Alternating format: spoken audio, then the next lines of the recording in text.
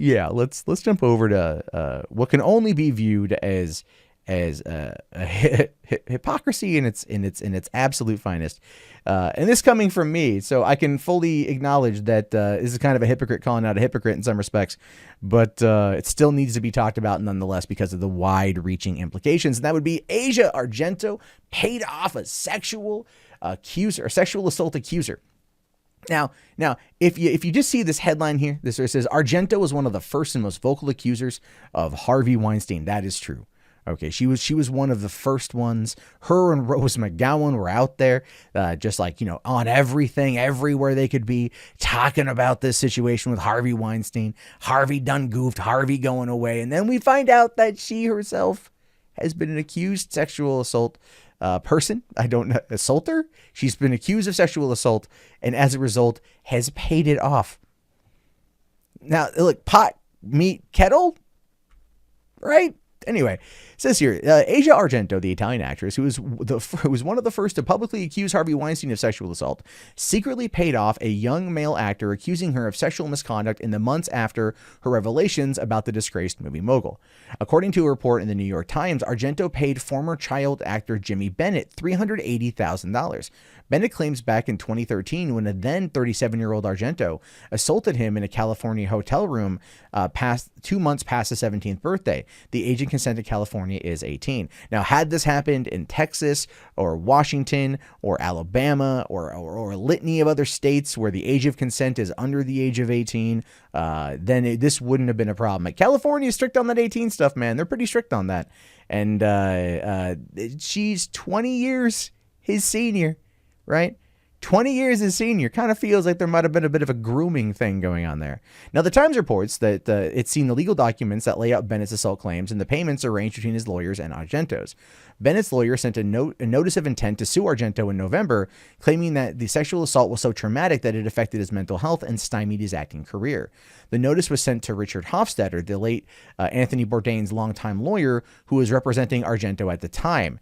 Now, look, I'm not trying to go out there on some weird conspiratorial limb, but there has been some interesting things that were kind of associated with Asia Argento and Anthony Bourdain's suicide and some of the factors that kind of played into that. And I'm wondering if this had something to do with it.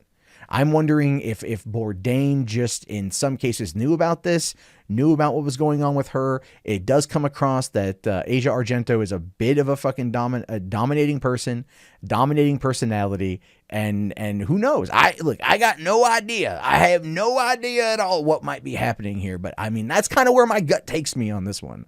My gut takes me to a place where it's just like, yeah, there's something kind of sneaky about this particular situation. The details don't quite add up.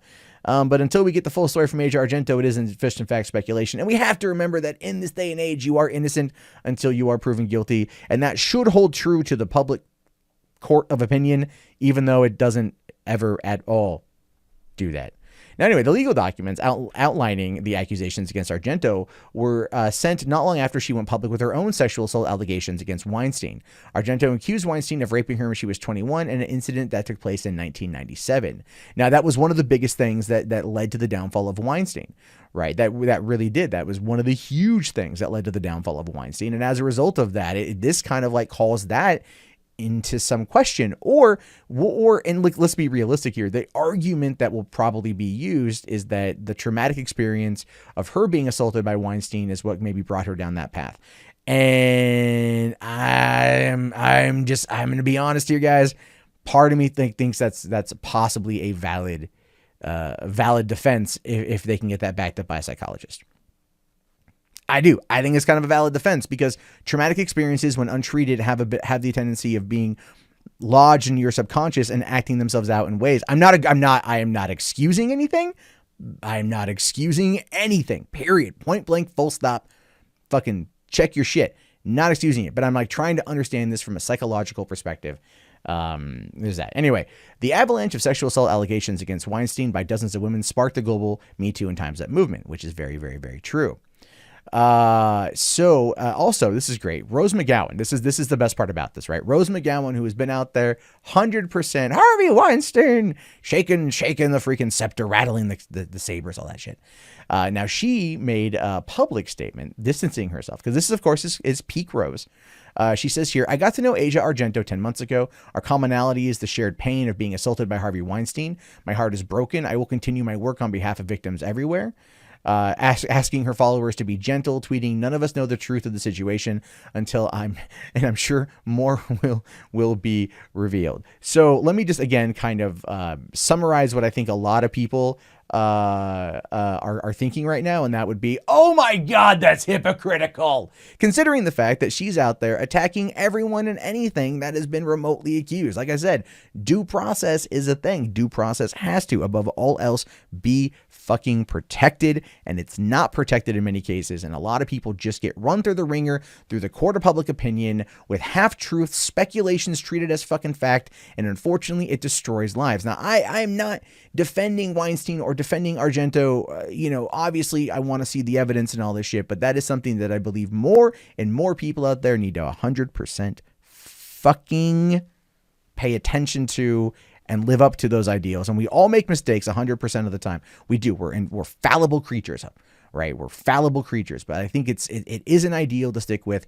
And when you stumble and fall, and we all inevitably do, it is best to then move towards a goal to make sure that we don't do it again, because we have to try to get to that point of seeking some form of commonality of justice. I don't know. You guys get what I'm trying to say here. Anyway, this is where it gets to be really funny here. Now, Weinstein, through his lawyer, later weighed in on what he called a stunning level of hypocrisy, saying here, what is perhaps most egregious is the timing, which suggests that at the very same time Argento was working on her own secret settlement for the alleged sexual abuse of a minor, she was positioning herself at the forefront of those condemning Mr. Weinstein, despite the fact that her sexual relationship with Mr. Weinstein was between two consenting adults, which lasted for more than 4 years. Yeah, right? Yeah, So, I mean, this is like a pot meat kettle situation.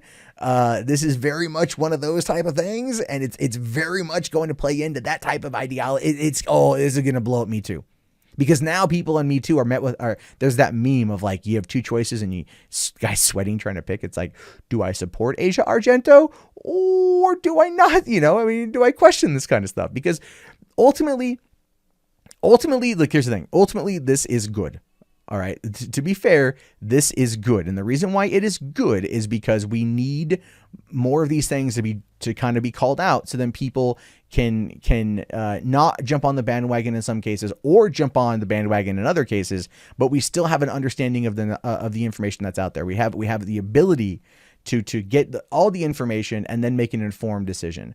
And I think that is the best course of action here. Like I said, everyone is hypocritical at some point in time or another. Humans are fallible creatures. No denying that. You can't even really argue it. There's no perfect being. Not even Jesus Christ was perfect. I'm pretty sure, he got some skid marks on the back of his clothes, because there's no underwear back then, and this probably smelled like ass. No one's perfect. The point ultimately here is, and more information is always needed before an absolute judgment is made. Sometimes it takes time, sometimes it doesn't. And Asia Argento is, holy crap, going to be dealing with a fair amount of nonsense as we move our way through this next section of the Me Too movement, which does feel ultimately to end up probably crashing and burning.